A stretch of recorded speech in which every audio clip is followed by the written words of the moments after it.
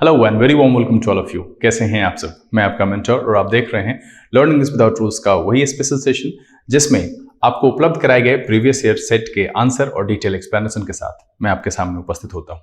उम्मीद करता हूं कि पिछले दिन अपलोड किए गए सेट 4 के आंसर और डिटेल एक्सप्लेनेशन आपको अच्छे से समझ में आ गया होगा और आप सब ने अच्छे अंक प्राप्त किए होंगे। यहाँ पर एक बात तो आपके मन में क्लियर हो ही गई होगी कि एरर स्पॉटिंग उतना कठिन नहीं है जितना इसके लिए हुआ बनाया जाता है। बस जरूरी है अच्छे और सहज जानकारी की, साथ में निरंतर अभ्यास की। मैं वैसे बच्चों से जो इसको ये सोचकर नहीं बनाते हैं कि अभी तो मैंने कुछ पढ़ा ही नहीं है, तो मैं यहाँ पर सीधा कहूँगा कि मैं जो भी आंसर एक्सप्लेन करता हूँ, जो भी पीछे ग्रामेटिकल नॉर्म्स बताता हूँ, वो बड़ा ही आसान तरीके से समझाता हूँ और बहुत ही आसान होता है कि आप उसे अपने मन में रख सकें और प्रैक्टिस से उसके साथ फ्रेंडली हो सके। तो आप सबको भी सारे सेट बनाने चाहिए। वैसे बच्चे जिन्होंने सेट 5 को नहीं सॉल्व किया है, मैं उनको कहूंगा कि आप यहीं पर इस वीडियो को पॉज करें, पहले उस सेट को बनाएं और फिर यहां पर दिए गए आंसर और डिटेल एक्सप्लेनेशन को बारी बारी से मिलाएं। साथ साथ बनाने से आपको उतना फायदा कभी नहीं पहुंचेगा, क्योंकि दिमाग पर जोर डालना बहुत जरूरी होता है ये जानने के लिए कि आप कितने सक्षम हैं और आपका लेवल क्या है। उस हिसाब से ही आप अपनी स्ट्रैटेजी बना करके तैयारी कर पाते हैं। आज हम यहां पर सेट 5 में दिए गए सभी 15 क्वेश्चन के आंसर और डिटेल एक्सप्लेनेशन को आपके सामने रखेंगे। ये बताने की कोशिश करेंगे कि उसके पीछे कौन कौन से नॉर्म्स लगाए गए हैं, क्या वो पिछले 4 सेट के क्वेश्चन के ही नॉर्म्स हैं या फिर उसमें कुछ नया है। तो बिना देरी किए हुए नोटबुक और पेन लेकर के तैयार हो जाइए। देखते हैं कि सेट 5 के सभी 15 क्वेश्चन के आंसर क्या है और उसके पीछे लगे हुए ग्रामेटिकल नॉर्म्स कौन कौन से हैं। चलिए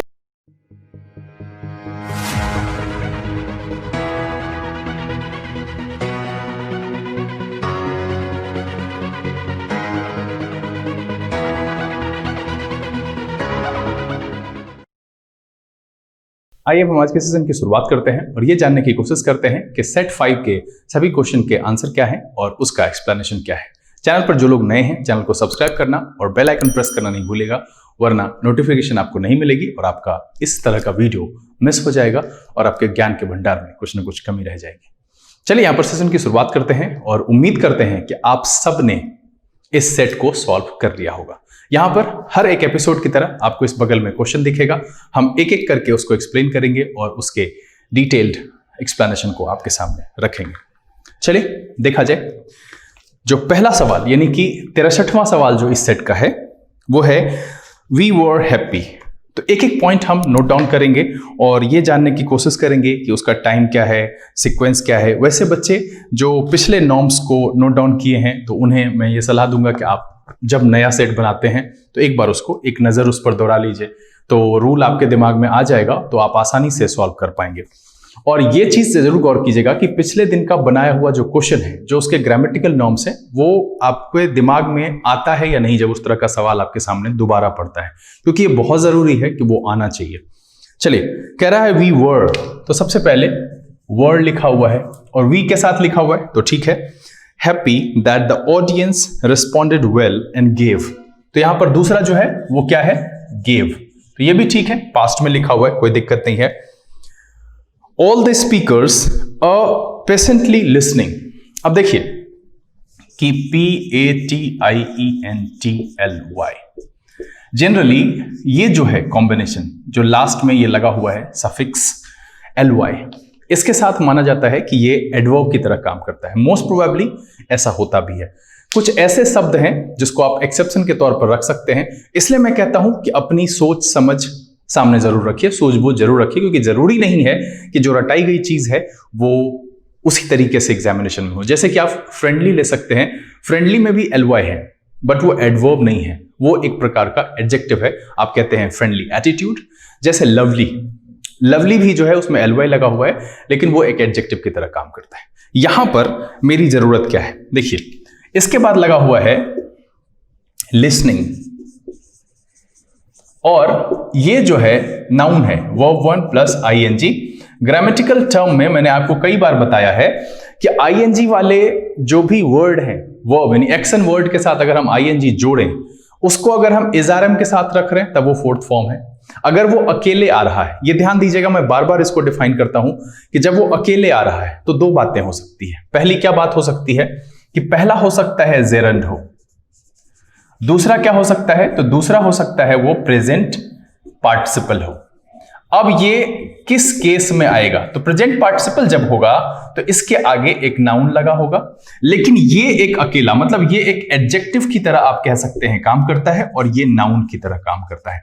मतलब है कि आईएनजी लगे हुए जब भी कोई वर्ड आपको दिया हुआ है जो कि एक्शन वर्ड के साथ आईएनजी लगा हुआ है, तो वहां पर उसमें ये ध्यान देना है कि वो किस तरीके से इस्तेमाल हो रहा है। तो यहां पर एक्चुअली इसके बाद कुछ है नहीं, फुल स्टॉप है। दैट मीन्स कि ये जेरंड है, ये नाउन है।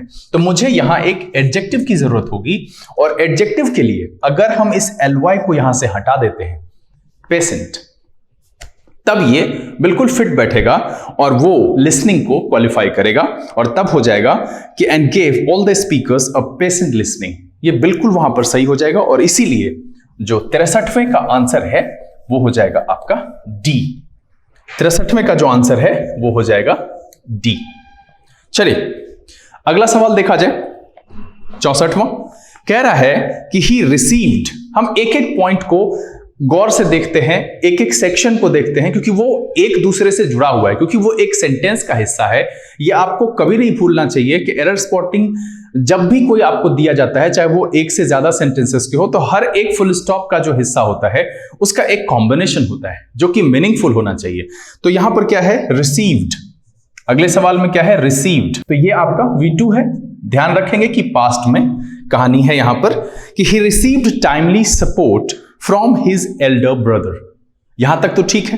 कह रहा है हु इज, तो सबसे पहले आपको यहां पर दिख गया हु इज। हो सकता है इज क्यों नहीं, जो कि काम करते हैं, और उस तरीके से हम देखें तो ठीक है। आगे क्या कह रहा है कि वर्किंग अब्रॉड, वर्किंग अब्रॉड।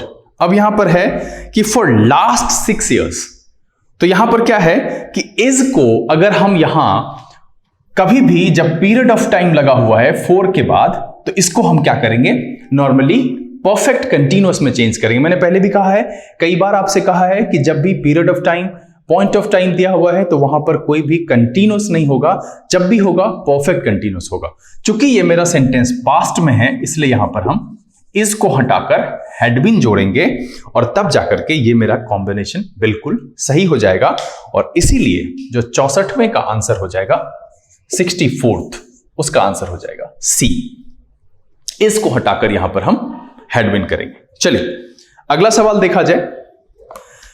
65वें सवाल में थोड़े से सुधार की जरूरत है, और यहां पर प्रिंटिंग मिस्टेक हुआ है। एक हिस्सा जो डी का है वो थोड़ा सा नहीं है, गायब है यहां से, उसमें आप जोड़ लेंगे। जो विद है, विद के बाद यहां पर है what ever they would collect. ये उसमें है जो कि छुटा हुआ है। अभी तक जो है उसमें कोई गड़बड़ी नहीं है। ऊपर कह रहा है कि द नोटोरियस गैंग ओपन्ड, तो ओपन्ड है यानी कि V2, ठीक है। ओपन्ड यानी V2। चलिए यहां से क्लियर हो गया।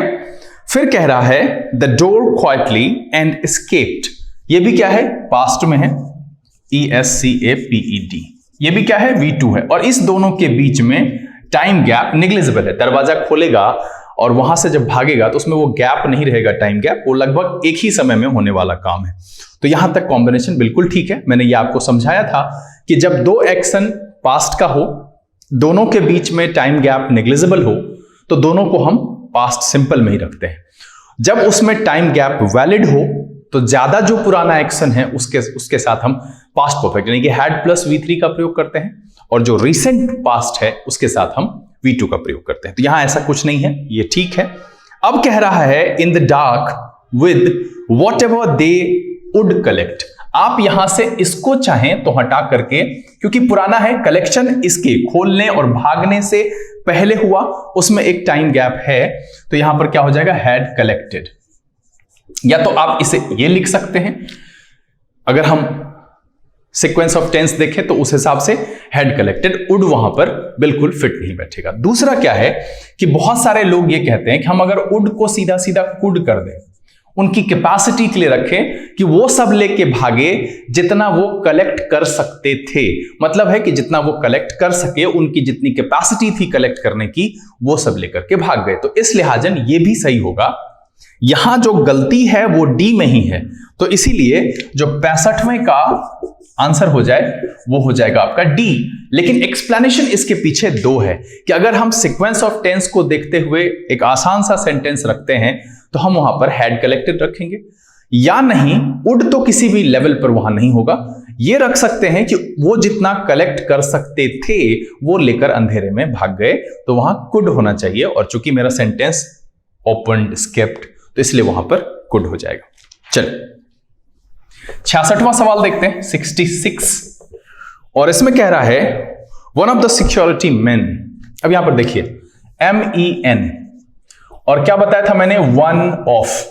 जब इसका सिलेक्शन के लिए प्रयोग हो तो जो नाउन होता है वो प्लूरल होता है, और यहां पर है, और वर्ब क्या इसके हिसाब से सिंगुलर होगा, वन के हिसाब से NPN लगा हुआ है इसमें, और ये मैं कई बार आपके सामने चर्चा कर चुका हूं। रस्ट, तो अब यहां पर जब रस्ट लगा हुआ है तो फिर तो वर्ब के सिंगुलर प्लूरल V2 है, ये सब जगह इस्तेमाल होता है, ये आप ध्यान रखेंगे। मैं जितने भी क्वेश्चन को एक्सप्लेन करता हूं, जितनी सारी बातें बताता हूं, अगर आप चाहें तो उसे नोट डाउन करें, और मेरे हिसाब से आपको नोट डाउन करना चाहिए कि V2 का प्रयोग कभी भी ये देखकर नहीं करते हैं कि मेरा सब्जेक्ट सिंगुलर है या प्लूरल है, क्योंकि मेरे पास एक ही वो ऑप्शन है पास्ट का, इसलिए वो सबके साथ यूज होता है, ही के साथ भी, दे के साथ भी, आई के साथ भी, यू के साथ भी, उसमें कोई बदलाव नहीं होता है।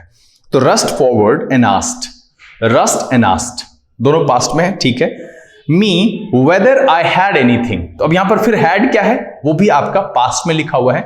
हैड ऑब्जेक्शनेबल, मतलब है कि वो आगे की तरफ बढ़ा, रस किया, मेरे से पूछा कि क्या मेरे पास कोई ऑब्जेक्शनेबल चीज थी, वो भी पास्ट में है।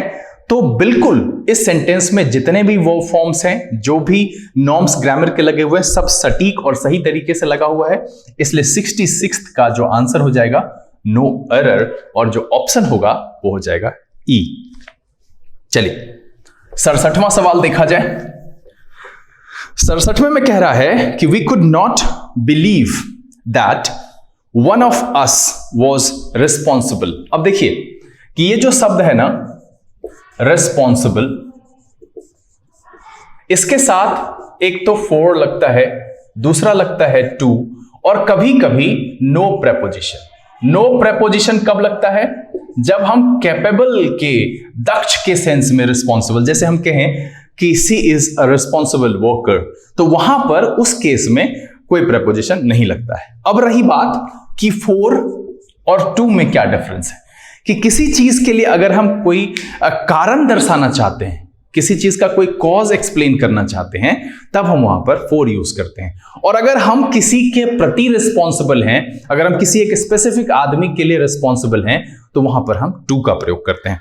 तो यहां क्या किया जा रहा है, कॉज है responsible for the act, to यहां नहीं लगेगा, फोर का प्रयोग होगा। ये बातें ध्यान रखने वाली है कि रिस्पॉन्सिबल के साथ जनरली, साधारणतया कॉज जो होता है वही मैक्सिमम जगहों पर इस्तेमाल होता है, तो उस सेंस में हम फोर लगाते हैं। जब हम किसी के प्रति रिस्पॉन्सिबल होते हैं, जवाबदारी होती है वहां पर, तब हम टू का प्रयोग करते हैं। और जब इससे सेंस कैपेबल यानी कि दक्ष, समर्थ, इस सेंस में लेते हैं, तब हम वहां पर कोई प्रेपोजिशन इस्तेमाल नहीं करते हैं। एग्जाम्पल के तौर पर मैंने बताया कि she is a responsible worker, तो इसलिए जो इसका आंसर हो जाएगा 67th का, वो हो जाएगा आपका डी।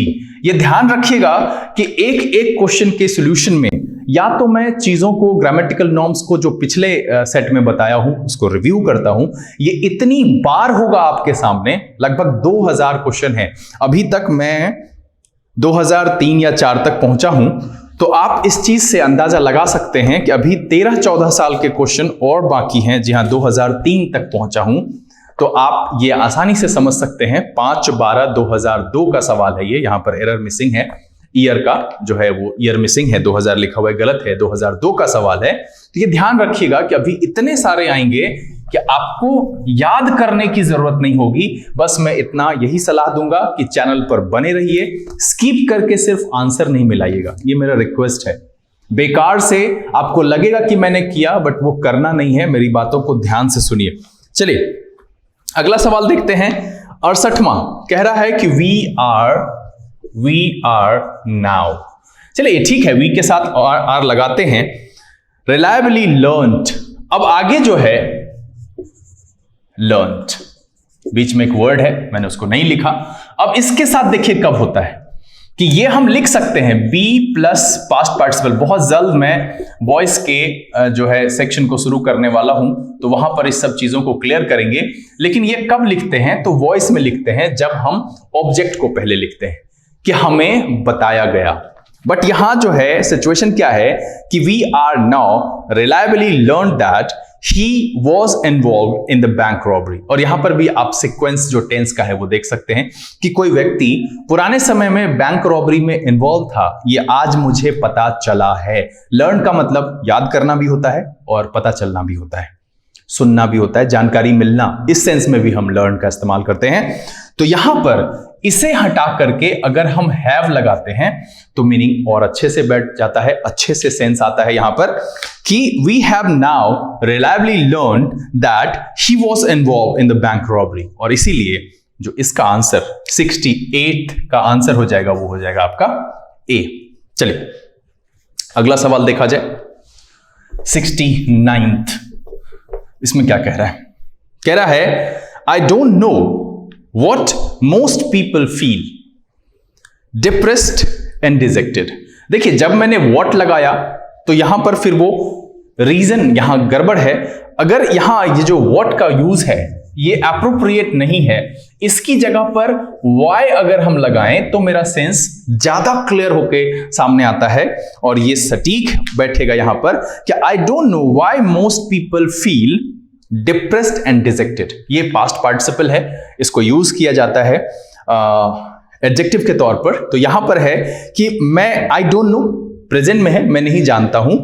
व्हाई, क्यों, मोस्ट पीपल फील, क्यों अधिकांश लोग महसूस करते हैं डिप्रेस्ड एंड डिजेक्टेड।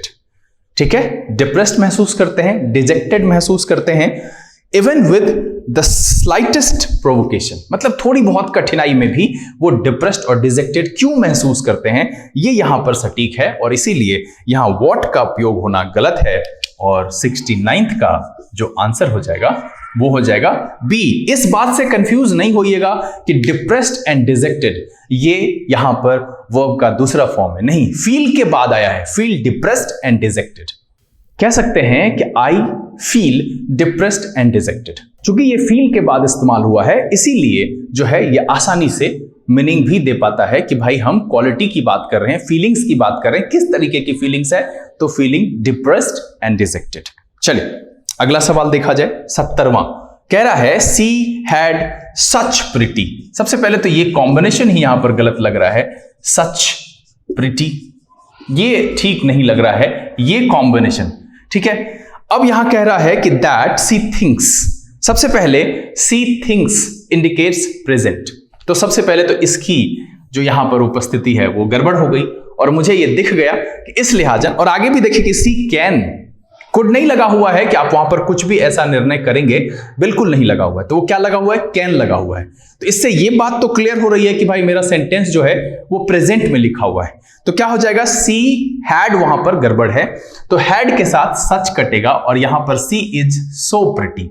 तब मेरा सेंटेंस सही मीनिंग दे रहा है कि she is so pretty that she thinks she can afford to be careless about her clothes. मतलब वो इतनी सुंदर है कि सोचती है कि वो क्लॉथ्स के, कपड़ों के प्रति केयरलेस भी है तो चलेगा, उसको उसकी सुंदरता पर उससे कोई फर्क नहीं पड़ेगा। सी इज सो प्रिटी। तो यहां पर हैड सच का प्रयोग नहीं होगा, इसे हटा देंगे और उसकी जगह पर लिखेंगे इज सो। इसलिए जो 70वें का आंसर हो जाएगा वो हो जाएगा ए। चलिए 71वां सवाल देखा जाए। कह रहा है कि after carefully examining all the medicine bottles, और फिर मैंने आपको यह बताया था कि एग्जामिनिंग जब अकेले आता है, हेल्पिंग वर्ब के साथ नहीं आता है, तो जैसे सेंटेंसेस होते हैं उसके हिसाब से वो मीनिंग देता है। जब मैं कहता हूं रनिंग ट्रेन इज डेंजरस, तब हम प्रेजेंट टाइम की बात कर रहे हैं। जब हम कहते हैं रनिंग ट्रेन वाज डेंजरस, तब हम पास्ट टाइम की बात कर रहे हैं। और रनिंग भी उसी के हिसाब से सेंटेंस में एडजस्ट कर लेता है खुद को। तो after carefully examining all the medicine bottles he submitted, कोई दिक्कत नहीं है, पास्ट में V2 में लिख सकते हैं a detailed report to the higher authorities. बिल्कुल सही है, इसमें सारे ग्रामेटिकल नॉर्म्स ठीक ठीक लगे हुए हैं, इसीलिए जो 71वें का आंसर है वो हो जाएगा नो एरर, ऑप्शन होगा ई। चलिए 72वां देखा जाए, 72 कह रहा है all of you have the liberty to come home as per the convenient and discuss the problem. अब सबसे पहले द की बात करते हैं, दैट मीन्स हम ए की बात करते हैं, एन की बात करते हैं और द की बात कर रहे हैं, दैट मीन्स हम बात कर रहे हैं आर्टिकल की, दैट मीन्स हम बात कर रहे हैं डिटर्मिनेटिव्स की, दैट मीन्स हम बात कर रहे हैं डिटर्मिनर की। अब इतनी सारी बातें नहीं, आप सीधा सीधा समझिए कि ये एक प्रकार का एडजेक्टिव होता है, क्योंकि एडजेक्टिव दो तरह के होते हैं। अब मैं यहां पर ये बोलूंगा तो बहुत सारे बच्चे लगेंगे फिर वही कि भाई क्या बोल दिए, कुछ भी बोल देते हैं, ये तो डिटर्मिनर है। तो सुन लीजिए बंधु कि यस, हाँ वो डिटर्मिनर है, बट डिटर्मिनर है क्या? तो एडजेक्टिव दो प्रकार के होते हैं, एक होते हैं डिस्क्रिप्टिव, दूसरा होता है डिटर्मिनेटिव्स, और उसी में है ये ए एंड द। तो इसका मतलब है कि इसके बाद एक नाउन का प्रयोग होगा, और कन्वीनियंट आपका नाउन नहीं है। कन्वीनियंट का जो नाउन वाला फॉर्म है वो है कन्वीनियंस, ये यहां पर सही होना चाहिए, कन्वीनियंट गलत प्रयोग है। तो ये हमेशा ध्यान रखेंगे कि जब कभी भी ए एन द के बाद सीधा सीधा बिना कोई और दूसरा डिटर्मिनर के बाद एक और एडजेक्टिव रख सकते हैं, अ गुड बॉय, सिंपल सा है, हम लगाते हैं।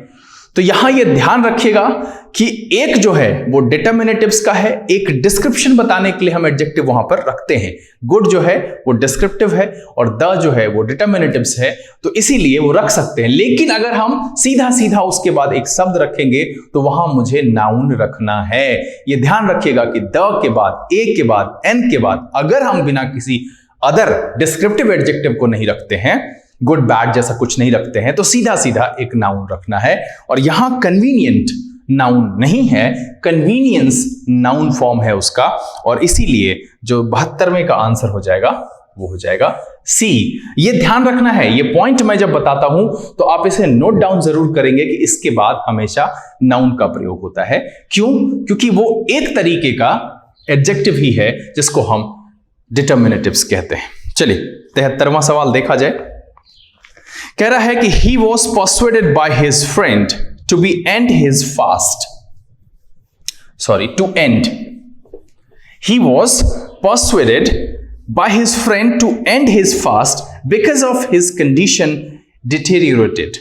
अब यहां पर जो कंडीशन डिटेरियोरेटेड है, इसका मतलब है कि उसका कंडीशन पहले से, जब पास्ट पार्टिसिपल की बात करते हैं दैट मीन्स कि वो घटना पहले से हो जाती है तब, और उस समय में हो रही हो तो डिटेरियोरेटिंग कंडीशन लिखेंगे तो ज्यादा अच्छा है, और उसको नाउन को बाद में लिखें तो वो ज्यादा, जैसे हम कहें डिटेरियोरेटेड कंडीशन तो ठीक है। तो क्रम तो यहां पर वैसे भी पहले से गलत है कि कंडीशन डिटेरियोरेटेड गलत है, ये होना क्या चाहिए डिटेरियोरेटेड कंडीशन। एक तो पहला क्रम गलती है तो एरर तो दिख गया।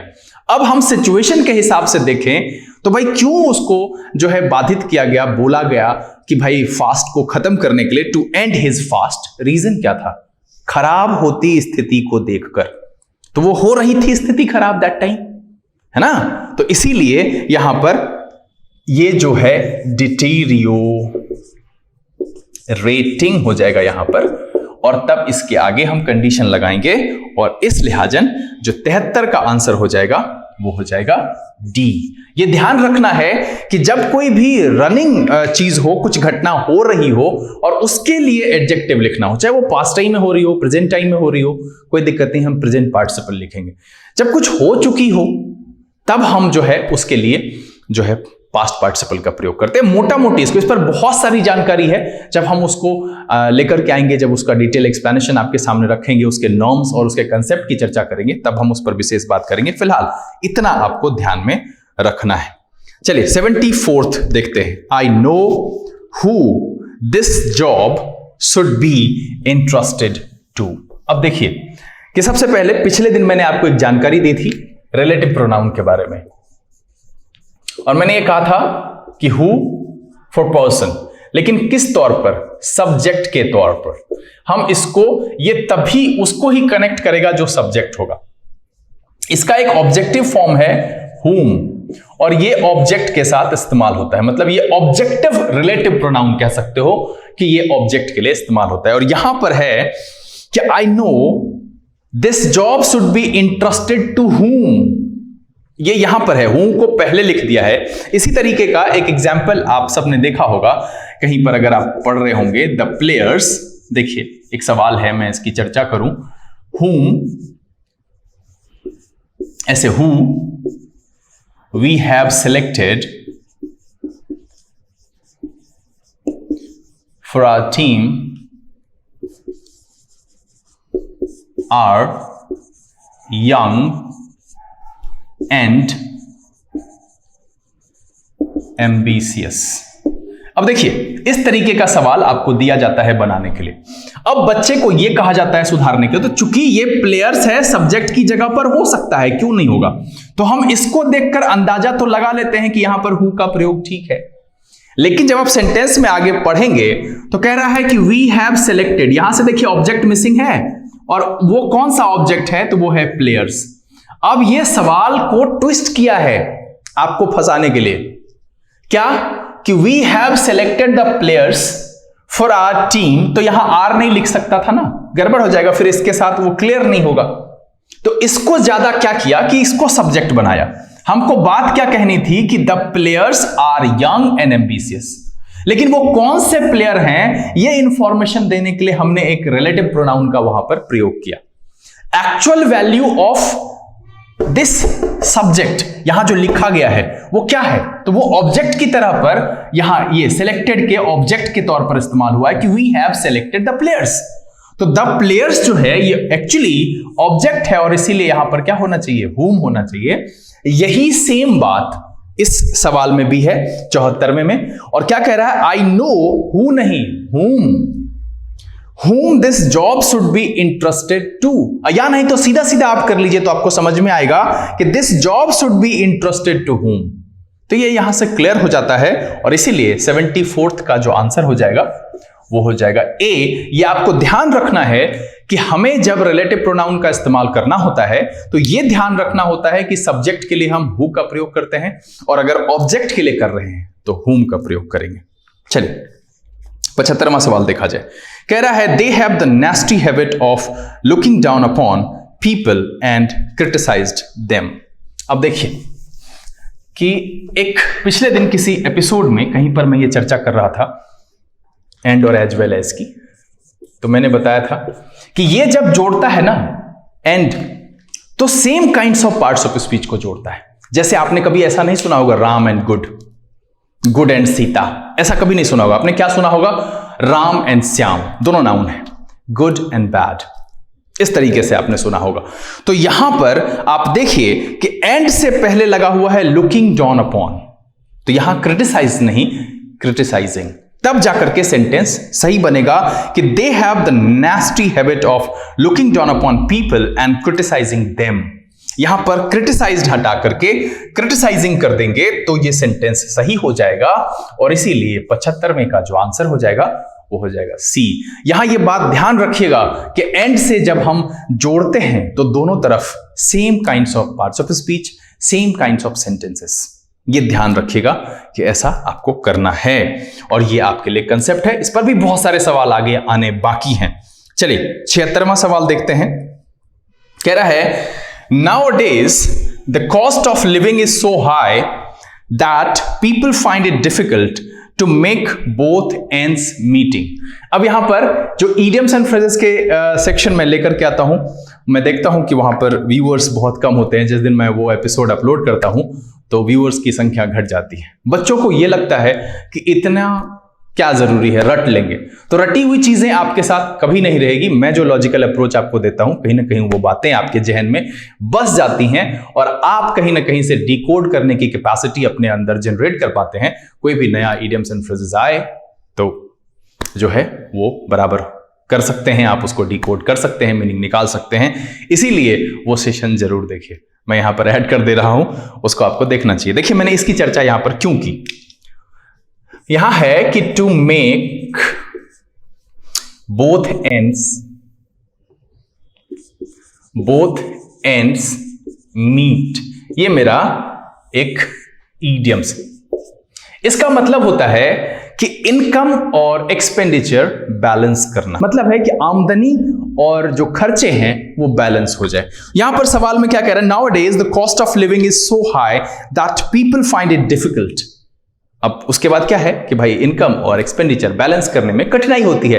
तो यहां ये अगर आपको नहीं पता है कि to make both ends meet ये एक ईडियम है, तो आपको ये सवाल कभी नहीं बनेगा, गलत करके आएंगे अगर अटेम्प्ट करेंगे तो। इसलिए वो जानना भी बहुत जरूरी है, क्या पता किस रूप में कहां पर कौन सा सवाल पूछा जाए। तो सावधान, देखिए जरूर जो यहां से अपलोड किया जाता है, लगभग 160-70 के आसपास ईडियम्स एंड फ्रेजेस मैंने आपके लिए अपलोड किया है, मीनिंग और एग्जाम्पल सहित, वो देखना चाहिए। चलिए आज के सेशन का आखिरी सवाल देखते हैं। कह रहा है Karnavati is one of the leading business centres, और मैंने पहले भी कहा था एनपीएन लगा हुआ हो, ऑफ हो स्पेशली, और जब सिलेक्शन की बात हो तो आगे आने वाला नाउन क्या होना चाहिए, प्लूरल होना चाहिए। तो देखिए बिजनेस सेंटर्स बिल्कुल सही है। कर्णावती सिंगुलर है, नाम है, इसलिए इज लगा हुआ है। इन आवर स्टेट, कोई दिक्कत नहीं है। इस सेंटेंस में कहीं से भी कोई ग्रामेटिकल नॉर्म्स की गड़बड़ी नहीं है, इसलिए 77th का जो आंसर है वो हो जाएगा आपका ई।